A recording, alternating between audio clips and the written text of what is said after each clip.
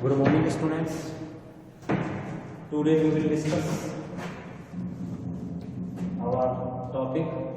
Unit चल रही थी हमारी कार्बोनिक कंपाउंड्स में, टॉपिक चल रहा था preparations method of carbonic compounds. उसमें हमने मेथड्स कर लिए थे। हमारे मेथड्स हो गए थे, एल्केनोइक एसिड से हो गया था, ओजोनोलाइसिस ऑफ एल्कीन हो गया, हाइड्रोलाइसिस ऑफ जेटाइलाइट यानी जेटाइलाइट क्षारीय जलापटन से, एल्कोहल से हो गया था। नेक्स्ट मेथड हम ले रहे हैं ग्लाइकोल के ऑक्सीकरण से, oxidation of glycol, oxidation of glycols, ग्लाइकोलों के ऑक्सीकरण से। बाकी के तो मैं बता देता हूँ क्योंकि मेथड्स हम देख चुके हैं।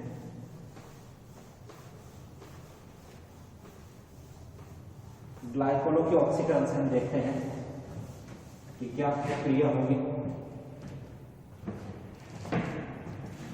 फिफ्थ मेथड है ऑक्सीडेशन ऑफ ग्लाइकोल।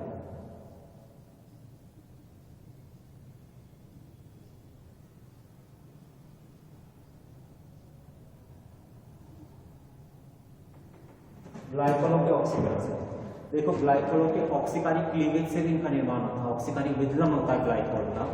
जब ग्लाइकोल्स सामान्यतः हम कह सकते हैं निकटवर्ती डाइओल्स, जब निकटवर्ती डाइओल्स या ग्लाइकोल को परायोनिक अम्ल और लैक्टिक एसिटेट के द्वारा विकृत करवाया जाता है, तो लैक्टिक एसिटेट और परायोनिक अम्ल द्वारा इनका ऑक्सीकारी या ऑक्सीकरणीय विदलन होता है, ऑक्सीडेटिव क्लीवेज होता है, जिससे भी कार्बोनिल कंपाउंड एल्डिहाइड और कीटोन्स की प्राप्ति होती है। देखते हैं स्टूडेंट, हमने सिंपल लिया है तो ग्लाइकोल में सिंपल एग्जांपल लिया CH2OH and then CH2OH, ethylene glycol या एथेन 1,2 डाइओल, एथेन 1,2 डाइओल, ये ग्लाइकोल है। एथेन 1,2 डाइओल की क्रिया हमने किससे करवाई? लेड टेट्राएसिटेट से, CH3COO का होल 4Pb। जब इसकी लेड टेट्राएसिटेट से क्रिया करवाते हैं तो लेड टेट्राएसिटेट के द्वारा इसका क्या हो जाता है? ऑक्सीडेटिव क्लीवेज होता है और उससे क्या बनता है ये आप पढ़ेंगे, एल्कोहल वाले चैप्टर में पढ़ चुके हैं। तो हम ये बता देते हैं कि एथेन 1,2 डाइओल का जब लेड टेट्राएसिटेट के द्वारा ऑक्सीडेटिव क्लीवेज होता है तो इसमें सबसे पहले एक साइक्लिक कंपाउंड इंटरमीडिएट के रूप में बनता है और फिर साइक्लिक कंपाउंड से उपस्थित कार्बन, ऑक्सीजन और कार्बन कार्बन बंधों के क्लीवेज हो जाते हैं, बंध विदलित हो जाते हैं, क्योंकि ये क्या हो जाएगा? ये ऑक्सीकरण काम मिल गया हमने इसको, लैक्टिक एसिड प्रबल ऑक्सीकारक होगा इस अभिक्रिया के लिए। चूंकि ये ग्लाइकोल वलय के लिए, ध्यान रखिएगा, इस साइक्लिक जो रिंग होगी, साइक्लिक रिंग में उपस्थित कार्बन कार्बन बंधों को ब्रेक करने के लिए इसको यूज किया जाता है। ठीक है, तो एथेन 1,2 डाइओल को जब लैक्टिक एसिड और परायोनिक अम्ल के साथ अभिकृत करवाते हैं तो इनकी उपस्थिति में ग्लाइकोल रिंग का ऑक्सीडेटिव क्लीवेज हो जाता है, जिससे कार्बोनिल कंपाउंड एल्डिहाइड और कीटोन प्राप्त होते हैं। यहाँ हम एग्जांपल्स ले रहे हैं, एथेन 1,2 डाइओल की लैक्टिक एसिड से क्रिया करवाई तो किस प्रकार से क्रिया होगी देखते हैं। ये सबसे पहले क्रिया होगी इस प्रकार से, CH2 देन CH2, मैं कंपाउंड ही बता देता हूँ डायरेक्टली, देखो फिर इसकी मैकेनिज्म भी बता देता हूँ, दोनों एक साथ कर देते हैं। यहाँ पे कंपाउंड जो प्राप्त होगा ऑक्सीडेटिव क्लीवेज होगा, तो यहाँ प्राप्त हो रहा है HCHO, कितने मोल प्राप्त हो रहे हैं? 2 मोल एल्केनिल के प्राप्त होंगे। ओके स्टूडेंट्स, कितने मोल प्राप्त होंगे? 2 मोल प्राप्त होंगे, साथ में लेड डाइएसिटेट भी प्राप्त होगा, CH3CO का whole twice Pb, lead tetraacetate का लेड डाइएसिटेट में परिवर्तन हो जाएगा और साथ में क्या निकलेगा वो भी हम देख लेते हैं, H2O भी रिलीज होगा। ओके, देखते हैं क्रिया, इसका मैकेनिज्म पोर्शन देख लेते हैं किस प्रकार से इसकी क्रिया होगी। तो सबसे पहले हम कहते हैं CH2OH and then CH2OH, ethane 1,2 diol, lead tetraacetate को हम ओपन करेंगे, क्या हो जाएगा? CH3COO, CH3COO and then Pb, CH3COO का होल ट्वाइस। तो यहाँ पे H2O नहीं निकलेगा, H2O की जगह क्या निकलेगा? 2 मोल एसिटिक एसिड्स के प्राप्त होंगे, इसके प्राप्त होंगे 2 मोल एसिटिक एसिड। ओके स्टूडेंट्स, ध्यान रखिए। तो यहाँ एथेनॉल प्राप्त हो जाएगा, मेन प्रोडक्ट होगा आपका एथेनॉल। एथेनेल मेन प्रोडक्ट होगा, मुख्य उत्पाद होगा, किसी प्रकार से होगा देखते हैं। अब यहां से क्या निकल गया, ये समूह निकल गया, ये निकल गया। ओके, तो इनकी परस्पर क्रिया से क्या निकल गए, दोनों एथेनॉल का निकल गए। कंपाउंड का बना CH2O CH2O Pb CH3COO का होल ट्वाइस, ये स्ट्रक्चर प्राप्त हो जाएगी, ये स्ट्रक्चर प्राप्त हो जाएगी। तो ये हमने निकाल दिया है, तो यहाँ हम मेंशन कर देंगे OH, then OH CH3COO and then CH3COO। Okay, दोनों क्या निकल गए, एथेनोइक एसिड भी निकल गए 2 मोल्स। अब उसके बाद में क्या होगा, इसका चक्रीय विघटन, ध्यान रखना चक्रीय ऑक्सीकरण विघटन होगा। ये तोड़ा, ये बनाया, ये तोड़ा, ये बनाया, ये हटाया। क्या कंडीशन का है, यहाँ पर बनाया CH2 डबल बॉन्ड को, कितने मोल प्राप्त हुए, इसके 2 मोल प्राप्त हुए। साथ में क्या प्राप्त हुआ, CH3COO का होल ट्वाइस Pb। क्योंकि ये CH2O है, जनरल में इस स्ट्रक्चर को हम ओपन करके लिखे तो स्ट्रक्चर आ जाती है, इसके 2 मोल प्राप्त हुए। इसका मतलब प्राप्त हो रहा है मैथेन, प्राप्त हो रहा है मैथेन। ओके, तो स्टूडेंट्स यहाँ प्राप्ति किसकी हो जाएगी, मैथेनेल की प्राप्ति होगी। जब एथेनॉल डाइऑल लेते हैं तो मैथेनेल या फॉर्मेल्डिहाइड का प्राप्त होता है, उसके 2 अणु प्राप्त होते हैं। दूसरा एक एग्जाम्पल और लेके देखते हैं, यह एग्जाम्पल आपके सामने बताया, एक एग्जाम्पल और लेते हैं।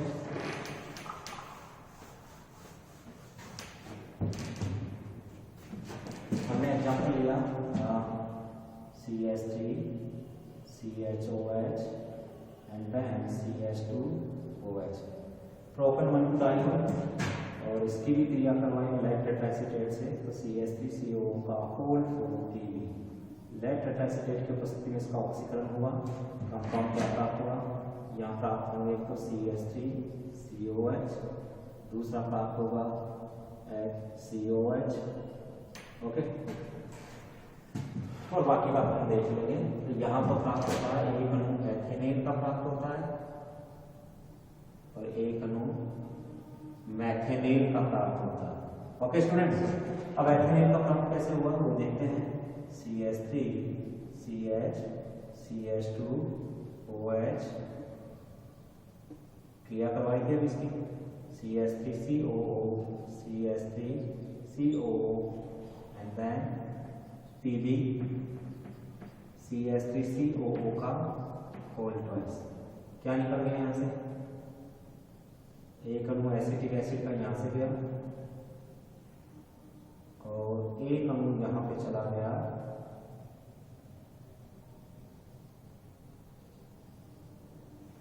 दो अणु चलेंगे।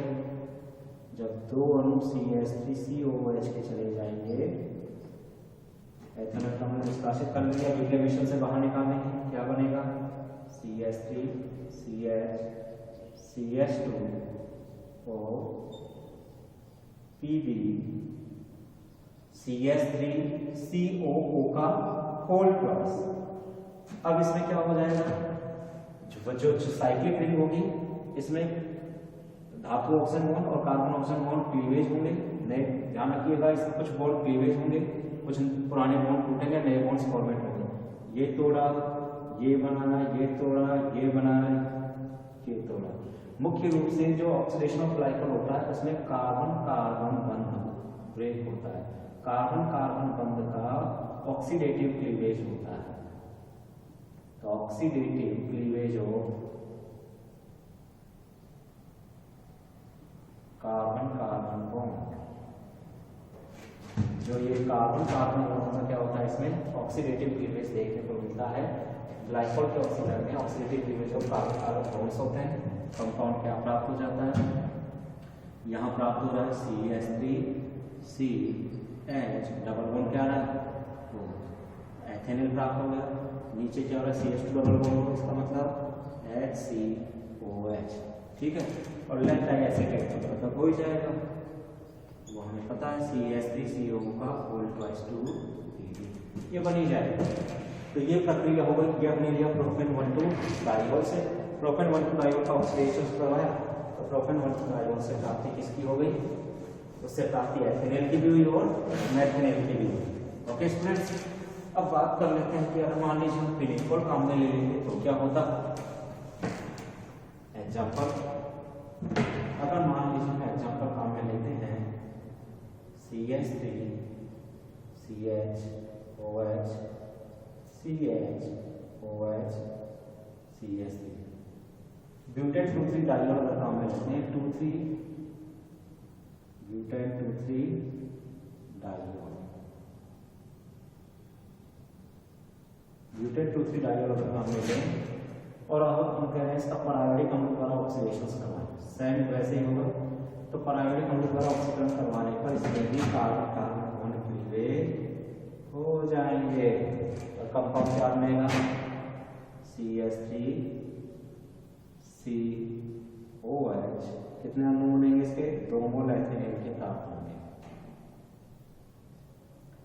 और साथ में क्या प्राप्त होगा, HiO4 है, तो इसकी भी क्रिया देख के बता देते हैं। एक्चुअली रूप से क्रिया इस प्रकार की होगी CH3 CH CH CH3 OH, परायोडिक अम्ल से क्रिया करवाएं तो HiO4 है,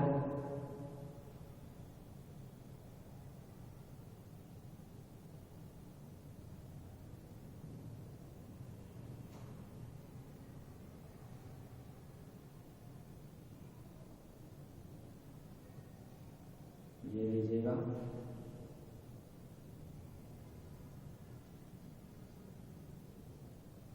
क्या बना लेगा ये, जल निष्कासित कर देगा, ये बना लेता है CH3 CH CH3 CH and then O I OCH, और ये तोड़ा, ये बना, ये तोड़ा, ये बना, ये हटा, क्या निकल गया, परिवर्तन हुआ CH3 CH या CH डबल बॉन्ड हो, कितने मोल प्राप्त हुए 2 और साथ में प्राप्त हुआ HiO3, तो यहाँ पर प्राप्त हो जाएगा HiO3, परायोडिक अम्ल का आयोडिक अम्ल में परिवर्तन, साथ में एक अणु जल का निष्कासित हो गया। ओके, तो ये क्रिया किसके साथ हो गई, ये क्रिया इसके साथ लागू हो गई, तो यहाँ कंपाउंड प्राप्त हो गया, एथेनॉल प्राप्त होगा, आयोडिक अम्ल भी प्राप्त होगा, परायोडिक अम्ल का आयोडिक अम्ल में परिवर्तन। अब एक एग्जाम्पल और काम में ले लेंगे, मान लीजिए हमने काम में ले लिया CH3 C CH3 C CH3 CH3 OH, ये कहलाता है फिनेकोल, क्या कहलाता है ये, फिनेकोल, फिनेकोल कहलाता है ये। और एक्चुअली इसका जो IUPAC नेम होता है वो होता है क्या, 2,3 डाइमेथिल ब्यूटेन 2,3 डाइऑल, और जब इसका भी परायोडिक अम्ल द्वारा ऑक्सीकरण करवाते हैं तो इसका भी परायोडिक अम्ल द्वारा ऑक्सीकृत करवाए जाने पर इसमें जो कार्बन कार्बन बॉन्ड क्लीवेज हो जाते हैं, बंध टूट जाते हैं, तो सामान्य रूप से ग्लाइकोल में कार्बन कार्बन बॉन्ड को ब्रेक करने के लिए हम लैक्टिक एसिड और परायोडिक अम्ल ऑक्सीकारक पदार्थों का यूज करते हैं जो ग्लाइकोल रिंग्स में उपस्थित कार्बन कार्बन बॉन्ड को ब्रेक कर देते हैं। इसलिए कार्बन कार्बन बॉन्ड के ऑक्सीकारी वितरण के लिए इन ऑक्सीकारक पदार्थों का प्रयोग किया जाता है। क्या बनेगा यहाँ पे, यहाँ कंपाउंड बन जाएगा CH3 CO CH3, कितने मोल प्राप्त हो रहे हैं इसके, 1 मोल यहाँ से प्राप्त हो जाएगा, 1 मोल यहाँ से प्राप्त हो जाएगा, ऑक्सीजन के साथ बाहर चला ही जाएगा, तो यहाँ पर क्या प्राप्त हो गए, 2 मोल किसके प्राप्त हो गए, प्रोपेनॉन के प्राप्त हो गए, किसके प्राप्त हो गए, 2 मोल प्रोपेनॉन, साथ में क्या निकल गया H2 एंड देन HiO3 भी बनेगा। ओके, ये अभिक्रिया हमने करवा दी, ये हो गया ऑक्सीडेशन ऑफ ग्लाइकोल। उम्मीद करता हूँ ये अभिक्रिया समझ में आ गई होगी। ग्लाइकोलों के ऑक्सीकरण से क्या प्राप्त होते हैं, कार्बोनिल कंपाउंड एल्डिहाइड भी प्राप्त हो रहा है आपके सामने और कीटोन्स भी प्राप्त हो रहा है। ओके स्टूडेंट्स, अब नेक्स्ट जो अब अभिक्रिया हम काम में ले रहे हैं, फिफ्थ मेथड हमने करवा दी है, सिक्स्थ मेथड चलता है नंबर 6। अब जो सिक्स्थ मेथड हम काम में लेंगे वो मेथड कौन सा होगा, तो उस मेथड के लिए हम देखते हैं उसको भी हम अम्ल क्लोराइड से,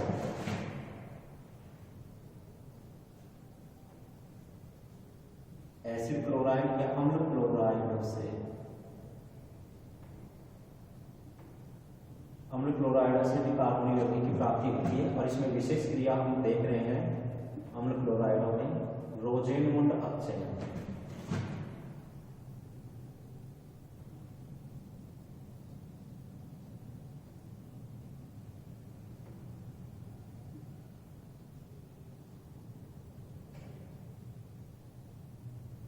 बहुत इंपॉर्टेंट है, ध्यान रखिएगा। देखिएगा कि अम्ल क्लोराइडों से रोजेनमुंड अपचयन क्या है, प्रक्रिया क्या होती है रोजेनमुंड अपचयन की।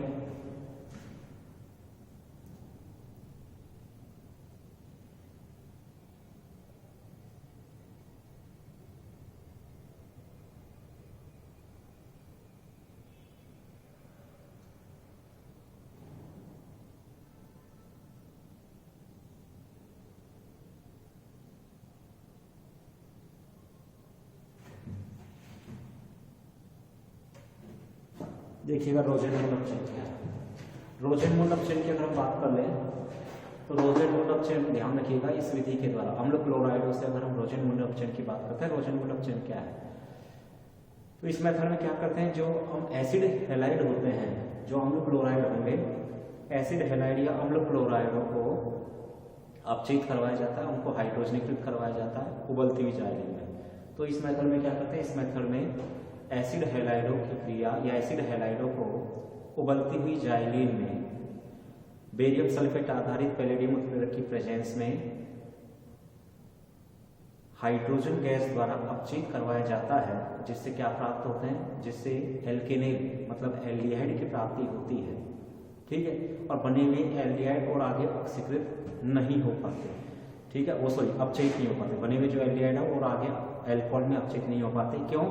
क्योंकि जो बेरियम सल्फेट होता है वो पैलेडियम उत्प्रेरक के लिए विषाक्त पॉइजन का काम करता है, अर्थात पैलेडियम उत्प्रेरक की क्रियाशीलता में कमी ला देता है। तो इसलिए बेरियम सल्फेट को उत्प्रेरक विष के रूप में जाना जाता है।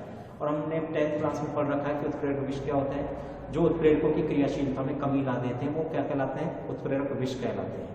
तो यहाँ पर पैलेडियम उत्प्रेरक की क्रियाशीलता कम कौन करना, बेरियम सल्फेट। ठीक है, अब चूंकि इस विलयन के अंदर क्या मिलाई जाती है, जो उबलती हुई जाइलिन है उसमें थोड़ी सी मात्रा में क्विनोलिन भी डाल देते हैं, और क्विनोलिन के अलावा थोड़ी सी मात्रा सल्फर की भी डाल दी जाती है, क्योंकि सल्फर लेड से क्रिया करके लेड सल्फाइड बना लेगा और उससे उसकी क्रियाशीलता कम हो जाएगी। ओके, तो क्विनोलिन, सल्फर और बेरियम सल्फेट ये तीनों ही पैलेडियम उत्प्रेरक के लिए विषाक्त का काम करते हैं, उसकी क्रियाशीलता को कम कर देते हैं, जिससे पैलेडियम उत्प्रेरक की उपस्थिति में केवल मात्र एसिड हैलाइड जो एसिड क्लोराइड थे वो हाइड्रोजन द्वारा केवल एल्डिहाइडों में अपचयित हो पाते हैं, उनका और आगे अल्कोहल में अपचयन नहीं हो पाता। और अपचयन की इस विशिष्ट क्रिया को ही रोजेनमुंड अपचयन कहते हैं। ओके, रोजेनमुंड अपचयन क्या है कि इस मेथड में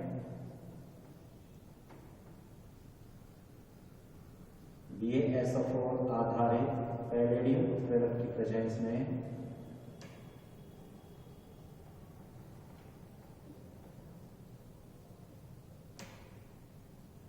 इस मेथड में बेरियम सल्फेट आधारित पैलेडियम उत्प्रेरक की उपस्थिति में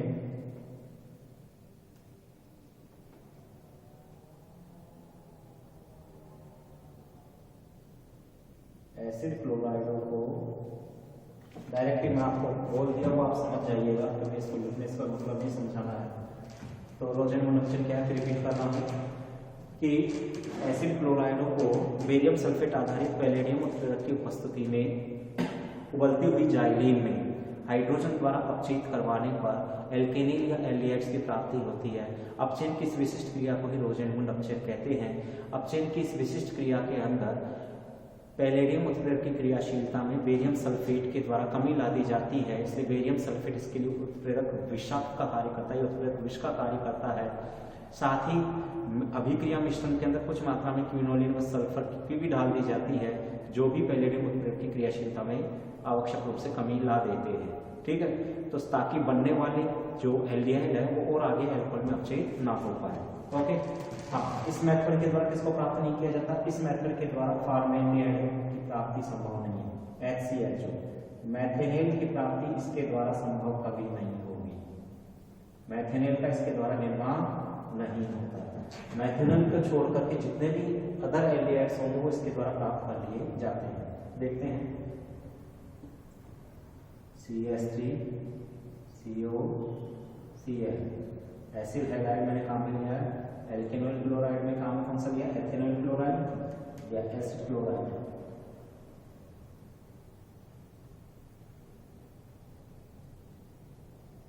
एसिटिल क्लोराइड। अब इस एसिटिल क्लोराइड की हमने क्रिया करवाई किससे? उबलती हुई जाएगी, बॉइल्ड जाएगी। अब इसमें कुछ मात्रा मैंने सल्फर की भी मिक्स कर रखी है, क्विनोलिन भी मिक्स कर रखी है, और पैलेडियम बेरियम सल्फेट आधारित पैलेडियम उत्प्रेरक की उपस्थिति में इसका अपचयन करवा रहे हैं हाइड्रोजन गैस से। ठीक है, तो उबलती हुई जाली में अम्ल क्लोराइडों को उबलती हुई जाली में बेरियम सल्फेट आधारित पैलेडियम उत्प्रेरक की प्रेजेंस में जब हाइड्रोजन गैस द्वारा अपचयित करवाया जाता है तो प्रोडक्ट क्या बनते हैं? तो प्रोडक्ट बन जाते हैं, क्या निकल जाएगा? HCl और एक हाइड्रोजन आ जाएगा, कंपाउंड क्या बन गया? एथेनेल, CH3 COH, और प्रोडक्ट क्या निकल गया यहाँ से? HCl। तो यहाँ प्राप्त हो गया एथेनेल। क्या प्राप्त हो गया? एथेनेल की प्राप्ति हो गई 2 कार्बन वाला। ठीक है, यही अभिक्रिया कहलाती है रोजेनमूल अपचयन। चूंकि अभिक्रिया में कुछ मात्रा में क्या कर देते हैं, इसको गर्म करते हैं ना, तो कुछ मात्रा में क्या मिला देते हैं, इसमें सल्फर की भी मिला दी जाती है। ठीक है, कुछ मात्रा इसमें सल्फर की भी डाल दी जाती है, जो भी उत्प्रेरक विषाक्त का कार्य करता है। ठीक है, तो एग्जाम्पल बहुत सारे होंगे। अब चूंकि सामान्य ताप पर रूम टेम्परेचर पर क्या हो जाएगा? चूंकि रूम टेम्परेचर पर फॉर्मिल क्लोराइड जो होता है HCOCl ये अनस्टेबल होता है, अस्थायी होता है, और इसके अनस्टेबल होने के कारण मैथेनॉल का निर्माण संभव नहीं है। ओके, तो ये क्रिया कहलाती है रोजेनमूल अपचयन। ओके स्टूडेंट्स, तो अपचयन की विशिष्ट क्रिया को कहा जाता है रोजेनमूल अपचयन, जो आपके सामने मैंने बता दी है। अब वर्तमान में क्या किया जाता है? जितने भी एग्जाम्पल्स हैं हम सारे एग्जाम्पल्स इसके द्वारा सोल्व आउट कर सकते हैं। जैसे आपने लिया प्रोपेनॉल क्लोराइड लिया, CH3 CH2 COCl, हम कहेंगे प्रोपियोनिल क्लोराइड या प्रोपेनॉल क्लोराइड का भी हमने रोजेनमूल अपचयन करवाया, तो वो एक पैलेडियम बेरियम सल्फेट आधारित पैलेडियम उत्प्रेरक की उपस्थिति में बॉइल्ड जाइलिन में इसको जब गर्म किया जाएगा हाइड्रोजन गैस प्रवाहित की जाएगी गैसियस स्टेट में। ध्यान रखिएगा, बेरियम सल्फेट आधारित पैलेडियम उत्प्रेरक की प्रेजेंस में बॉइल्ड जाइलिन में जब एल्केनॉल हैलाइडों की ऊपर हाइड्रोजन गैस को प्रवाहित किया जाता है तो अपचयित होकर के किसमें कन्वर्ट करते हैं? एल्डिहाइड में कन्वर्ट क्या हो जाएगा? CH3 CH2 and then CHO, क्या निकल गई? HCl। ठीक है, ये भी हो सकता है। तो बहुत सारे एग्जाम्पल जो भी आप चाहे हो सकते हैं।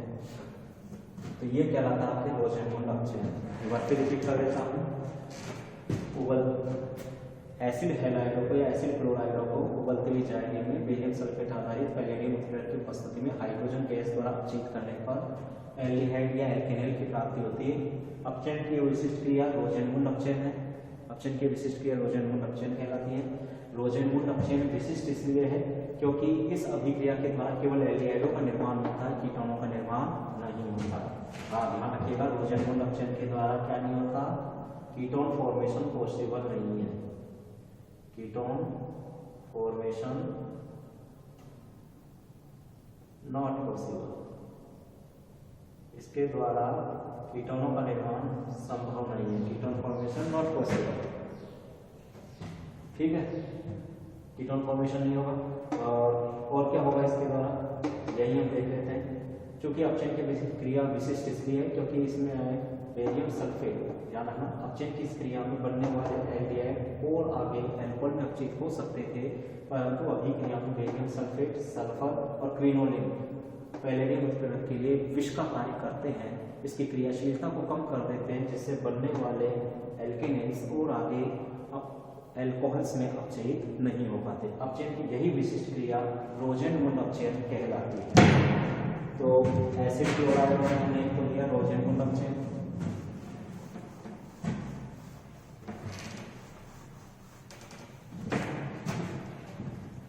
क्या हो गया? सेकेंडली हम इसमें एग्जाम्पल काम में लेते हैं। सेकेंड क्लास आने वाली है सर की, इसलिए मैं भी फिर इसके अलावा हम इसमें काम लेते हैं लिथियम ट्राइड विशिष्ट अभिकर्मक के रूप में। तो एसिड जो क्लोराइड होते हैं,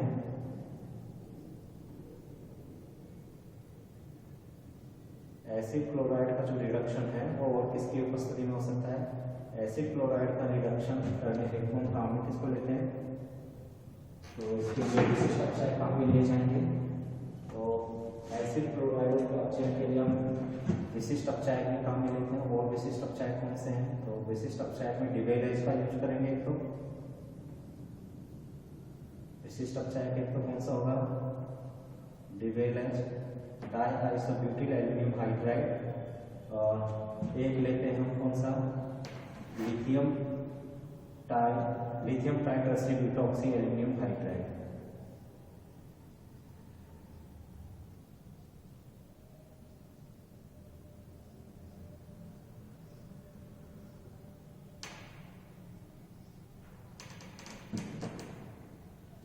कौन सा लिया है? Lithium tritertiary butoxy aluminium hydride, ये हमने काम में लिया है। इन दो उत्प्रेरकों का भी यूज किया जाता है। ये दोनों विशिष्ट अपचायक हैं, इनकी उपस्थिति में अम्ल क्लोराइडों के अपचयन से किसकी प्राप्ति हो जाती है? एल्डिहाइड्स की प्राप्ति होती है। देखिएगा पहला मैं अपचायक काम में ले रहा हूँ। हमने काम में लिया जैसे कोई भी एल्डिहाइड काम में लिया,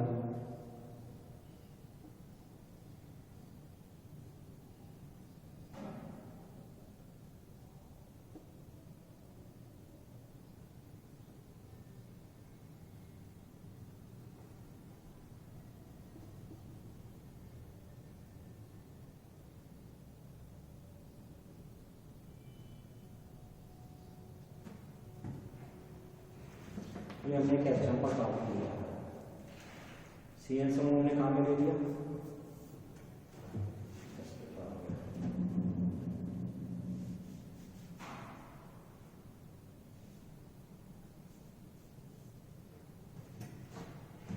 ये काम में ले सकते, कोई सा भी काम में ले सकते हैं, चाहे नाइट्रो समूह काम में लेते हैं। चलो नाइट्रो ले लेते हैं। हमने ये काम में किया 4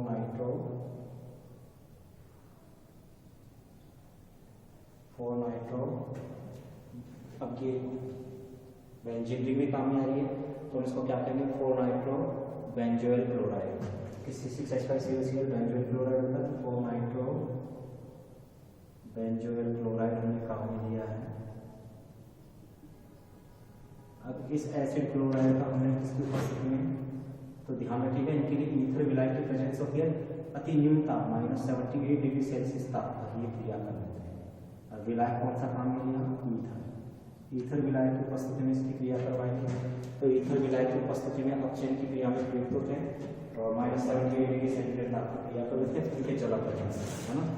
पूरा प्रोसीजर मैं आपको बता रहा हूँ। तो सबसे पहले क्या हुआ? हमने काम में लिया lithium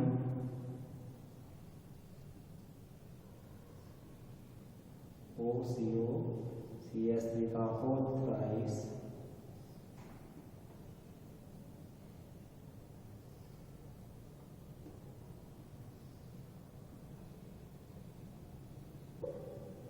lithium tritertiary butoxy aluminium hydride.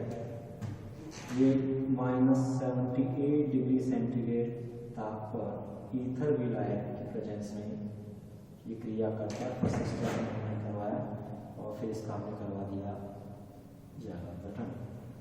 तो इससे क्या प्राप्त हो जाएगा? जो COCl समूह है उसका CHO समूह में परिवर्तन हो जाता है और हमें प्राप्त हो जाता है 4 नाइट्रो बेंजीन।